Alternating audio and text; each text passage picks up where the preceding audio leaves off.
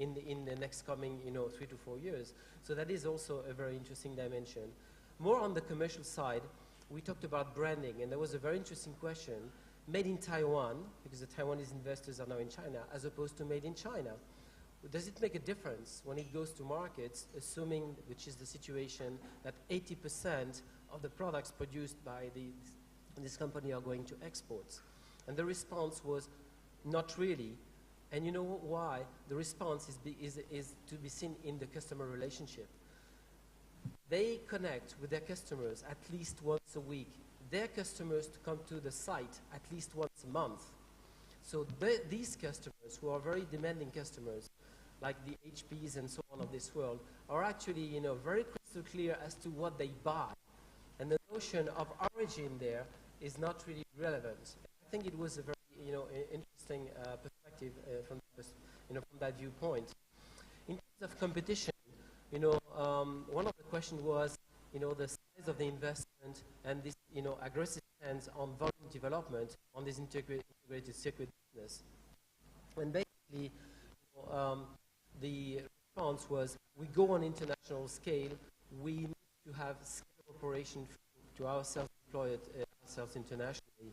And the response post-crisis was confirming the fact that at the moment, that operation that has 610 employees barely had the capacity to supply the increasing demand. So that notion of agility was, again, in the middle. And there was another set of questions on environment and quality issues. On quality issues, I think they've given you the hints related to the customer relationship and customer management of that operation.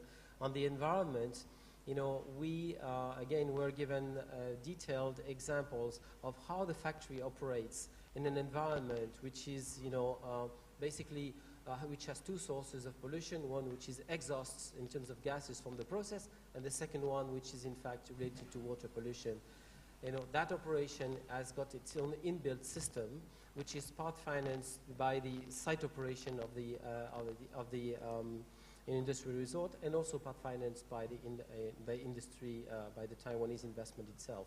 Just to conclude, we have had exposure to a high-tech business that has chosen to establish itself, in Chongqing.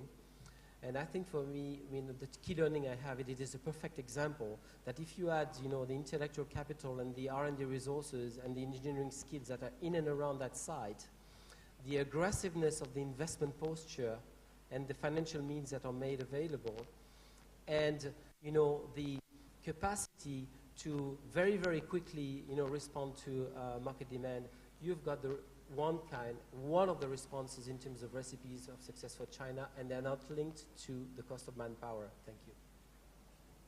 Thanks, Jackie.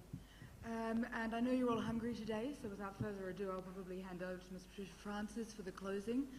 But on behalf of ITC as well, and I'm sure that 4 people here as well will appreciate this, that the company visits really were pulled together by CCPIT Chongqing, who've done an amazing job of getting these companies to open on a Sunday, be there and be available, and be so excited about, I think, showing you what they do as well. Thank you very much, Michaela. And I just want to say again, thank you to CCPIT for arranging these company visits, and certainly for the companies themselves to say thank you to you for having been such good hosts for us. But we thought that it was important coming to Chongqing not to just sit in a hotel room, which could have been any hotel anywhere in the world, but also to actually expose you to what's happening here, because that's what it was about. This event was also to be about seeing how other people are doing things. And I hope that those of you who went on the visits really did learn something more from this experience. And so what I heard from the 4 gentlemen was that not only were we talking about volume, growing volume, but I also heard about growing value. And that was definitely a theme that went through each one.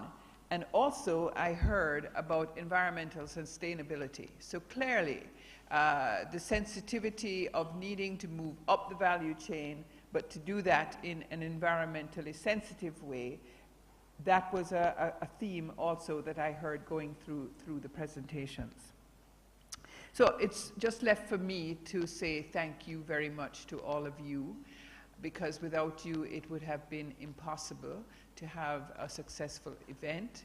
On our side, we felt it was a successful event. From the buzz I heard last night, people making contacts with others, some that we had never even conceived of or thought about, I think that for many of you it was a successful event. So I want, on behalf of ITC and our staff, to thank you who have spent your 2.5 days, because, well, I would have to say maybe 5. To get here and to get back, you took 5 days out of your very busy schedules, and that's greatly appreciated by us, because the value was the interaction between yourselves and our commentators and presenters.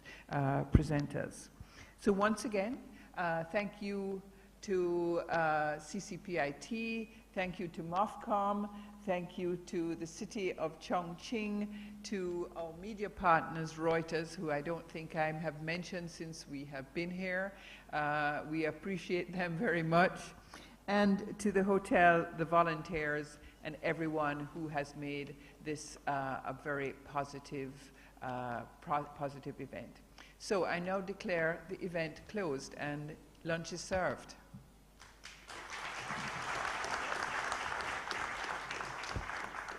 One small point of housekeeping. If you do have any evaluation forms that you haven't filled in yet, please can you hand them into the Secretariat on the 3rd floor. It's just on the right behind where the cyber corners were.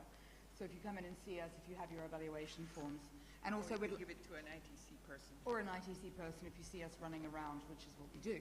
And if you also, we'd also like to thank Xinhua, our other media partner as well, Yes. who's done a fantastic job. Yes, good. Yeah. Thank you.